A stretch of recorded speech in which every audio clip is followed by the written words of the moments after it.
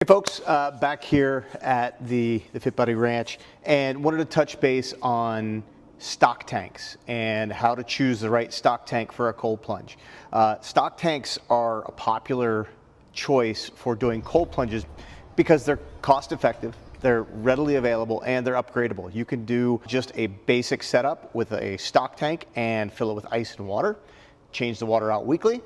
You can also upgrade to put a filter on it. You can put a chiller on it. You can build an encasement like I have around mine. Or you could just leave it bare and leave it sit outside, especially if you're in an area where in the winter months it stays cold and you don't have to add a chiller. So there's lots of other options out there. You can buy a ready-made cold plunge, and those are going to run you anywhere from $3,000 to $7,000 depending on which one you get.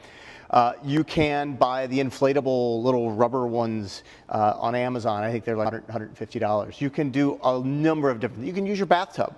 But the reason I like stock tanks is because you can start out with just a stock tank. I did, and then upgrade it. I added a filter. Actually, I added a small filter. Then I added a large household filter. Then I said, hey, I'd like to have a chiller on this thing, so I added a chiller. Then I added ozone. So you can take this thing from zero to hero, or you could just stick with it until you feel like you're committed to doing it long term. That's what I did. Once I had hit the 30-day mark, I'm like, okay, I've done this 30 days in a row. I'm going to stick this out. This is part of my life. This is what I'm doing. And I'm going to build an enclosure, and I'm going to add a filter.